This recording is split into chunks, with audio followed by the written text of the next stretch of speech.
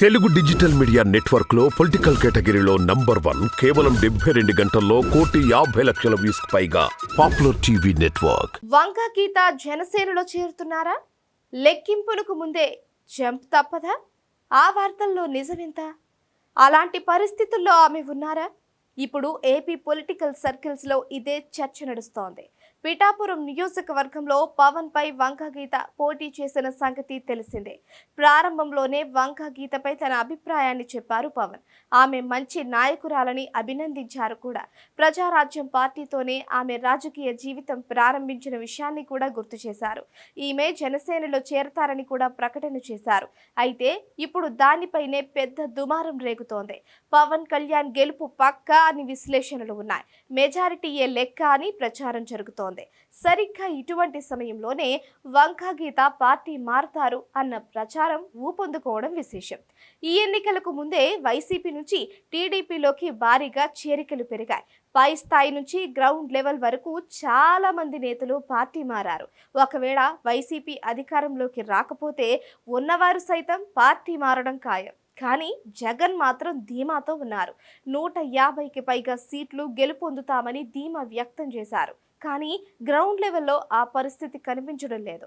పైగా కూటమి నేతలు సైతం ధీమాతో ఉన్నారు. 120కి పైగా సీట్లను గెలుపు పొందుతామని భావిస్తున్నారు. నారా లోకేష్ లాంటి వారైతే తాము 160 సీట్లకు పైగా గెలుచుకుంటామని ఘంటా పదంగా చెబుతున్నారు.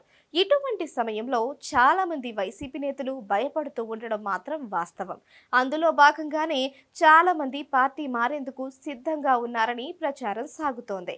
వంగ గీత విషయంలో కూడా ఇలాంటి టాక్ నడుస్తోంది. ఈ ఎన్నికల్లో బోటాబోటీ మెజారిటీ వచ్చినా మిగతా పార్టీల ఎమ్మెల్యేలను తమ వైపు తిప్పుకోవాలి అన్నది వైసీపీ ప్లాన్ గా ప్రచారం జరుగుతోంది. అదే సమయంలో కూటమి ప్రభుత్వం అధికారంలోకి వచ్చినా వైసీపీ ఖాళీ అవ్వక మానదు. అందులో భాగంగానే వైసీపీకి చెందిన చాలా మంది అభ్యర్థులు ముందుగానే తమ టచ్లోకి వచ్చారని టీడీపీ నేతలు ప్రచారం మొదలుపెట్టారు. వంగ గీత విషయంలో పవన్ గతంలో చేసిన వ్యాఖ్యలు, ఆమె చర్యలు ఒకేలా ఉన్నాయి. ఇటీవల ఓ టీవీ ఇంటర్వ్యూలో మాట్లాడిన గీత చిరంజీవిపై తనకున్న అభిమానాన్ని చాటుకున్నారు. అటు పవన్ పై తాను విమర్శలు చేయలేదని, మున్ముందు చెయ్యనని కూడా అని చెప్పుకొచ్చారు. దీంతో అనుమానాలు బలపడటానికి కారణమయ్యారు. రాజకీయాల్లో ఏదైనా సాధ్యమే.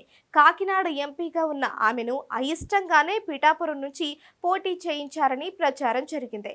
వైసీపీ అధికారంలోకి వస్తే డిప్యూటీ సీఎంతో పాటు కీలక పోర్ట్ఫోలియో కేటాయిస్తామని ఒప్పించారని సమాచారం. అయితే పూర్వాశ్రమంలో ప్రజారాజ్యం పార్టీతో చిరంజీవి కుటుంబంతో గీతకు అనుబంధం ఉంది. ఎన్నికల అనంతరం కూటమి ప్రభుత్వం అధికారంలోకి వస్తే ఆమె జనసేనలో చేరడం ఖాయమని పిఠాపురంలో ప్రచారం జరుగుతుంది. అందులో వాస్తవం ఎంత ఉందో తెలియాలి.